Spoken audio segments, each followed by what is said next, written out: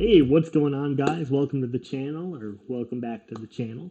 My name is Adrian Valdez. I'm a local realtor here in West Michigan. Contact info's popping up here on the screen. Feel free to reach out to me if you need any help, or even if you're not in the area, if you want to find a quality realtor. All right, we are on part 3 of section 1 of our Start Here program for buying a home. So now we're on to budget. Budgeting is important to make sure that you can actually get what you want and still be comfortable. So income, as we talked about debt to income, you should have already made a chart in regards to what your monthly income looks like from all income sources. If you haven't seen that video yet, go ahead and click the link up here. It'll take you over to part 2, debt to income, where we go over this. So now that you already have your income written down, you're going to be looking at your bills.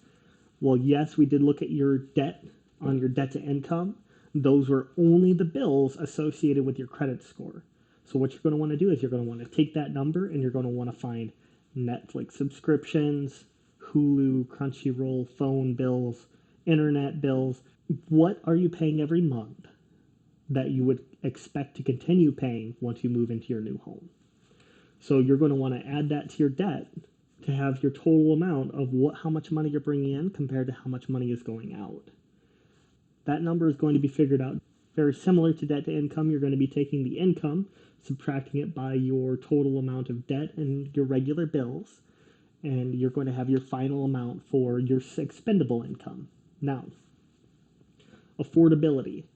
The common wisdom is that no more than 1/3 of your income should be going towards your mortgage or rent.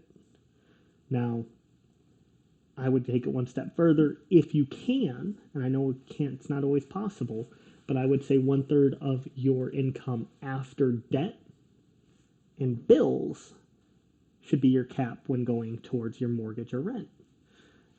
I know it's not easy, and it's definitely easier if you can have a buddy who's going to rent a room from you, a significant other, girlfriend, boyfriend, family, whoever income you have going in, so that when you're looking at your income after debt and bills, it's going to look a little better.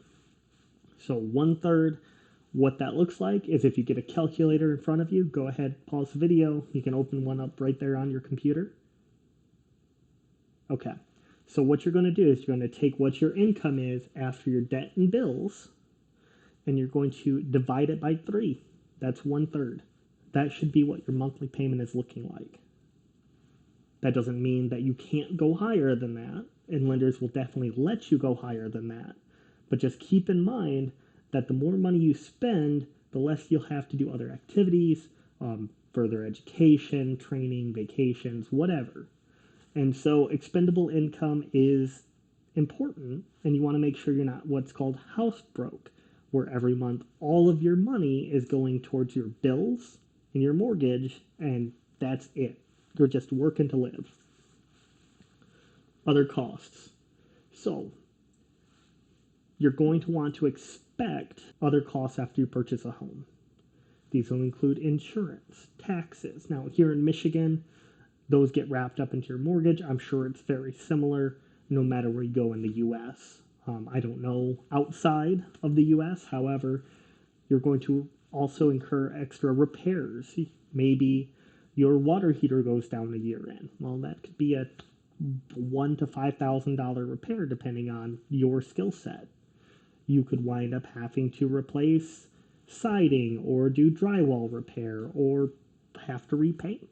Maybe you just need to make it your own. And all of these things cost money. And so whatever repairs are required, you're going to want to make sure you're setting money aside, or at least planning for it on a timeline for when you can afford it and setting that money aside. Now, when you're buying a home, you'll have an inspection that will give you a pretty good idea of what these issues could be.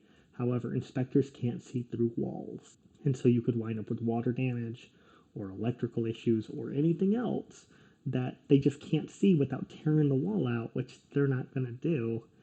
So just keep in mind that owning a home, you have extra costs that you don't necessarily have when you're renting. If the fridge goes out, nobody's going to replace it for you. You're going to have to pay out of pocket. Set a savings goal.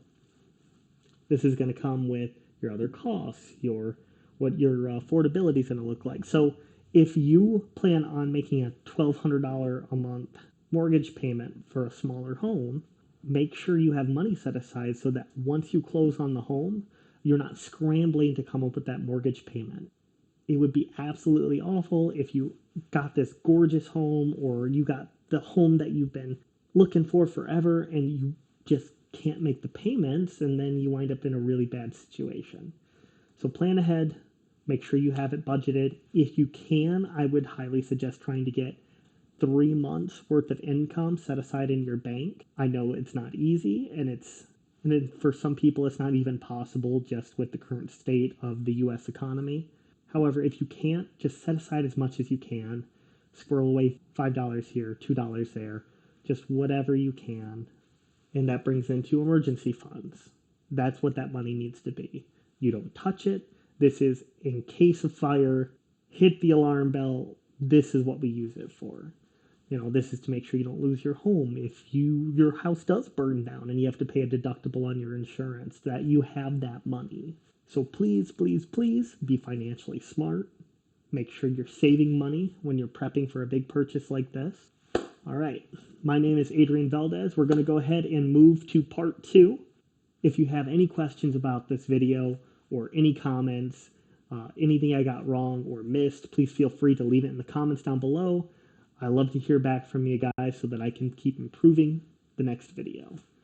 If you're looking for a local realtor, regardless of where you're at, feel free to reach out to me. My contact info is here on the screen. Or if you're looking in West Michigan, I'd be happy to help you myself. My name is Adrian Valdez. I hope you guys have a good one.